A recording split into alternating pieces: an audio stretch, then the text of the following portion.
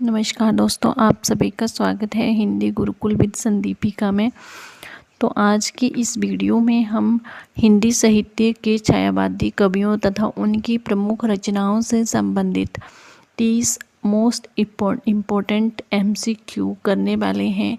ये जो प्रश्न है UGC NET PGT TGT TET HP TET Hindi साहित्य की मतलब जितनी भी प्रतियोगी परीक्षाएं हैं उनमें बार बार पूछे गए हैं और आगे भी पूछे जाने की पूरी संभावना है। तो चलिए स्टार्ट करते हैं आज का पहला प्रश्न। छायावाद का समय सामान्यतः किस अवधि का माना जाता है? ठीक है, तो आप लोगों ने टाइमिंग के बारे में भी पूछा जाता है, ये भी आपने याद रखना है कि इसका जो टाइमिंग है वो है option number B. Option number B इसका राइट आंसर होगा। 1918 से 1936 जो है वो छायावाद का समय जो है वो माना गया है। और 1936 से लेके जो आगे तक का समय है वो कौन सा है? तो वो है प्रगतिवाद। ठीक है, प्रगतिवादी कवियों के बारे में भी मैंने यूट्यूब पे वीडियो डाली है। अगर आप उनके बारे में उनसे रिलेटेड क्वेश्चंस देखना चाहते हैं तो आप मेरे चैनल पे विजिट करके जो है वो देख सकते हैं। ठीक है, तो हमारा नेक्स्ट क्वेश्चन है,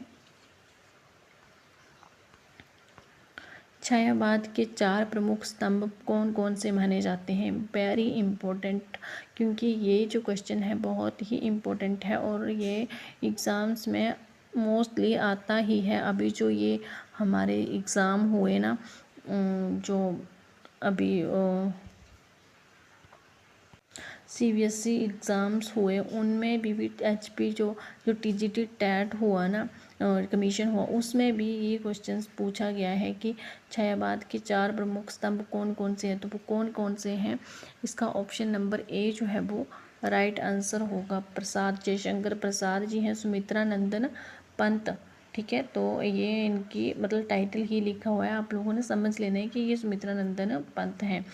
महादेवी वर्मा जी हैं और निराला जी। ठीक है, सूर्यकांत त्रिपाठी, निराला जी। तो ये हैं छायावाद के प्रमुख स्तंभ जिन्होंने छायावाद के ऊपर जो है वो प्रमुख रचनाएं लिखी हुई हैं और छायावाद इन्हीं के आधार पे जो है वो छायावाद ज़्यादा जो है वो फेमस हुआ है।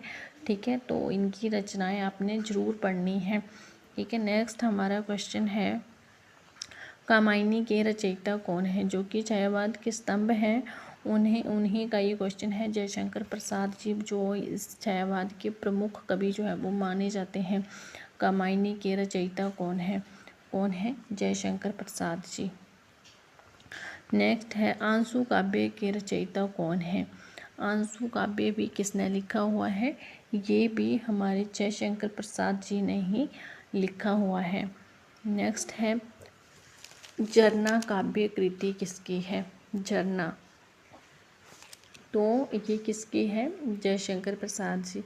अब झरना के बारे में और भी जान लेते हैं। तो ये जो जयशंकर प्रसाद जी की झरना काव्य कृति है, ये छायावाद का जो स्टार्टिंग है, प्रारंभ है, वो जयशंकर प्रसाद जी की ये जो कृति है झरना, इसी से जो है छायावाद का प्रारंभ माना जाता है। स्टार्टिंग जो है वो छायावाद काल की किससे मानी जाती है? तो झरना रचना से मानी जाती है, जो कि किस कौन से कवि की रचना है? वो है जयशंकर प्रसाद जी की। ठीक है, तो ये क्या है? ये विधा कौन सी है इसकी? तो ये क्या है? एक काव्य संग्रह है। ठीक है, ये काव्य संग्रह है। इसमें जो है वो बहुत सारी कविताएं हैं। ठीक है, एक कविता नहीं है, इसमें अनेक कविताएं हैं झरना में। तो टोटल कितनी है? तो ये जो झरना है रचना, इसका जो टाइमिंग है वो है 1918। ठीक है, 1918 ईस्वी में ये रची गई थी और इसके बारे में कुछ मतलब ज़्यादा नहीं बताया गया है कि इसमें कितनी जो है वो कविताएं हैं, पर इसमें जो है वो 3 क्या है? संस्करण है। 3 संस्करण में ये बटी हुई है, अलग अलग, पहला संस्करण, सेकंड, दूसरा, तीसरा। ठीक है, तो इसमें जो है वो किसी मतलब ऐसे प्रॉपर कोई एविडेंस नहीं है, कोई जानकारी नहीं है कि कितनी रचनाएं हैं, बट इसके संस्करण कितने हैं? 3 हैं। ठीक है, ये आप लोगों ने याद रखना है। और ये किसकी कृति है ये आपको याद रह जाएगा कि ये किसकी है? जयशंकर प्रसाद जी की। नेक्स्ट है, राम की शक्ति पूजा के रचयिता कौन है? क्या है ये राम की शक्ति पूजा? ठीक है, तो ये तो ये जो है राम की शक्ति पूजा, ये इसकी जो रचना वर्ष है वो है 1936। ठीक है, 1936 क्या है इसका रचना वर्ष है, और ये क्या है एक कविता है। ठीक है, और इसमें जो है वो क्या है, राम और रावण के युद्ध का वर्णन है। मतलब उस टाइम के राम और रावण युद्ध की स्थिति को बताकर जो वो आज के व्यक्ति की जो दशा है, आज के व्यक्ति की मतलब सरोज स्मृति किसकी प्रसिद्ध रचना है, तो ये किसकी है, निराला जी की। ठीक है, सूर्यकांत त्रिपाठी निराला जी की सरोज स्मृति में क्या है, तो सरोज स्मृति में निराला जी की जो बेटी थी सरोज, उसका जो है वो आकस्मिक निधन हो गया था, अचानक जो है वो उसका निधन हो गया था। तो उसी की याद में इन्होंने जो है वो ये रचना लिखी है निराला जी ने। ठीक है, वो कितने वर्ष की थी उनकी बेटी, ये भी पूछा जाता है, तो वो 18 वर्ष की थी। ठीक है, 18 वर्ष में क्या हो गया था, उसका निधन हो गया था उनकी बेटी का।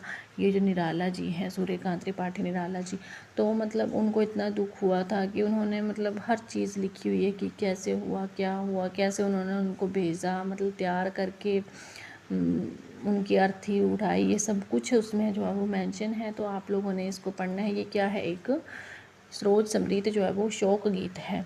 ठीक है, ये शोक गीत है, ऐसे भी पूछा जाता है कि ये क्या है, शोक गीत है। कविता और विधा क्या है इसकी, कविता है ये। ठीक है, जो विधा है ना इसकी, वो क्या है, ये एक कविता है। ठीक है, तो ये किसका है, सरोज स्मृति निराला जी का, और इसकी टाइमिंग वर्ष क्या है, 1935। राम की शक्ति पूजा का क्या बताया मैंने, 1936। इनका कितना है, 1935। ठीक है, ये आपने याद रखना है। नेक्स्ट है हमारा, वह तोड़ती पत्थर कविता किसकी है, वह तोड़ती पत्थर, ये किसका है, ये भी सूर्यकांत त्रिपाठी निराला जी का है। ये क्या है, एक, तो ये जो है एक कविता है। ठीक है, इसमें जो निराला जी हैं, किसकी है ये रचना, निराला जी की। तो इसमें जो निराला जी हैं, उन्होंने जो है वो मजदूर वर्ग और सामाजिक जो असमानता है उसके बीच जो संघर्ष है, ठीक है, सामाजिक असमानता और गरीबों के बीच जो संघर्ष है उसके बारे में उन्होंने बताया गया है कि जो इलाहाबाद की एक महिला है, ठीक है, उसके बारे में बताया गया है कि वो चिलचिलाती धूप में क्या कर रही है, पत्थर तोड़ रही है। तो ये उसी के मतलब एक मजदूरी के ऊपर ही आधारित एक कविता है, किसकी है, निराला जी की।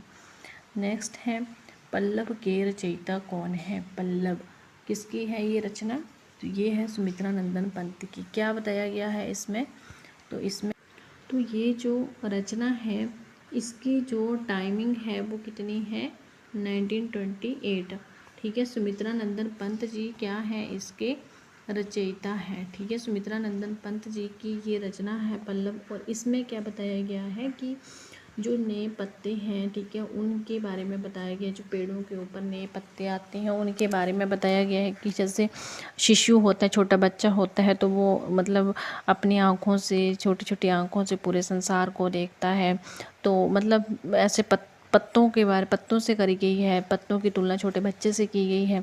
तो उसमें कौन सा अलंकार होगा, जब प्रकृति की तुलना जो है वो मानव से की जाए तो कौन सा अलंकार होता है वहाँ पे, मानवीकरण। ठीक है, तो इसमें जो है वो मानवीकरण अलंकार के बारे में, मानवीकरण अलंकार का प्रयोग हुआ है इस कविता में, वल्लभ कविता में। ये 1928 में रची गई थी, सुमित्रा नंदन पंत की कविता है। ठीक है, इसमें जो है वो नए नए पत्तों के बारे में बताया गया, प्रकृति का सजीव चित्रण जो है वो इसमें हुआ है। नेक्स्ट है, गुंजन काव्य संग्रह किसका है ये भी सुमित्रा नंदन पंत जी का है। क्या है इसमें, तो ये जो गुंजन काव्य संग्रह, इसमें जो है वो ये 1932 ईस्वी की रचना है, और इसमें जो है वो आध्यात्मिकता, राष्ट्र प्रेम और गुरु प्रेम के बारे में बताया गया है। मतलब ये जो गुंजन है ये किसकी रचना है, ये सुमित्रा नंदन पंत जी की रचना है, काव्य संग्रह है। ठीक है, सुमित्रा नंदन पंत जी का। नेक्स्ट है, यामा के रचयिता कौन है, यामा मोस्ट इम्पोर्टेंट, कौन सी ईस्वी की है ये, 1982 की है।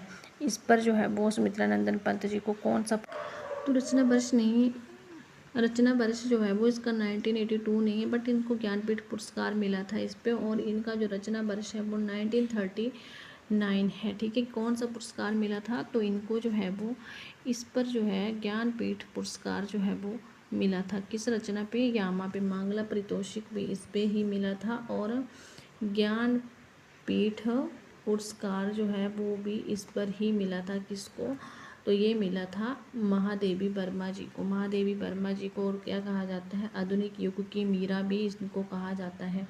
यामा काव्य संग्रह जो मोस्ट इम्पोर्टेंट है, 1982 में इनको ज्ञानपीठ पुरस्कार जो मिला था ना, तो वो हिंदी साहित्य का सर्वोच्च सम्मान माना जाता है। ठीक है, तो इनको अवार्ड मिला था ये 1982 में। ठीक है, और ये क्या है, कौन सी विधा है इनकी ये, तो ये एक काव्य संग्रह है। क्या है ये, तो ये जो है वो काव्य संग्रह है। क्या होता है काव्य संग्रह, जिसमें जो है वो अनेक सारी कविताएं जो है वो होती हैं, तो ये है इनका काव्य संग्रह यामा। ठीक है, नेक्स्ट है हमारा क्वेश्चन, नीरजा किसकी काव्य कृति है, तो किसकी है ये, महादेवी वर्मा जी की है। नेक्स्ट है हमारा, महादेवी वर्मा को किस उपाधि से सम्मानित, उपाधि से जाना जाता है, तो क्या कहा जाता है, आधुनिक युग की मीरा। ठीक है, नेक्स्ट है श्रृंखला की कड़ियाँ किसकी गद्य रचना है। श्रृंखला की कड़ियाँ मोस्ट इम्पोर्टेंट रचना है, ये किसकी है, ये भी महादेवी वर्मा जी की है। नेक्स्ट है अतीत के चलचित्र के लेखक कौन है, तो ये भी कौन है, महादेवी वर्मा जी। आपने महादेवी वर्मा जी की रचनाओं को याद रख लेना है, और अगर आप महादेवी वर्मा जी के बारे में और भी अत्यधिक जानना चाहते हो, एक एक कवि के बारे में, छायावाद के बारे में जानना चाहते हो, तो मैं उनसे रिलेटेड वीडियो बनाऊंगी, बट आपको कमेंट बॉक्स में ये लिखना पड़ेगा, तब मैं जाके जो है वो वीडियो बनाया करूँगी। नेक्स्ट है कुकुरमुत्ता किसकी रचना है, तो कुकुरमुत्ता किसकी रचना है, निराला जी की। अगर एक एक चीज़ के बारे में बताना शुरू कर दें यहाँ पे, तो वीडियो बहुत लंबी हो जाएगी। अगर आप एक एक चीज़ के बारे में पढ़ना चाहते हो तो आप कमेंट बॉक्स में बताएं। कुकुरमुत्ता किसकी रचना है, तो ये है निराला जी की। ठीक है, जो कि पूरा नाम क्या है उनका, आप कमेंट बॉक्स में बताना, सूर्यकांत त्रिपाठी निराला। ठीक है, नेक्स्ट है हमारा क्वेश्चन, परिमल काव्य संग्रह के रचयिता कौन है। जो परिमल काव्य संग्रह है उसके रचयिता कौन है, तो ये है सूर्यकांत त्रिपाठी निराला जी। नेक्स्ट है लहर किसकी काव्य कृति है, मोस्ट इम्पोर्टेंट रचना है लहर, ये किसकी है, जयशंकर प्रसाद जी की। आंसू किसका काव्य संग्रह है, तो ये भी जयशंकर प्रसाद जी का है, जो हमने पीछे पढ़ा अभी। नेक्स्ट है चित्रधार के रचयिता कौन है, चित्रधार ये किसकी रचना है, ये भी किसकी है, जयशंकर प्रसाद जी की। नेक्स्ट है ग्राम्य किसकी प्रसिद्ध रचना है, ग्राम्य ये किसकी है, सुमित्रा नंदन पंत जी की, मोस्ट इम्पोर्टेंट रचना है। नेक्स्ट है छायावाद का प्रवर्तक किसे माना जाता है, किसे माना जाता है, जयशंकर प्रसाद जी को। ये आप लोगों ने मोस्ट इम्पोर्टेंट क्वेश्चन है, याद रखना है। ठीक है, छायावाद के प्रवर्तक कौन है। नेक्स्ट है हिमाद्री तुंग श्रृंग से कविता के रचयिता कौन है।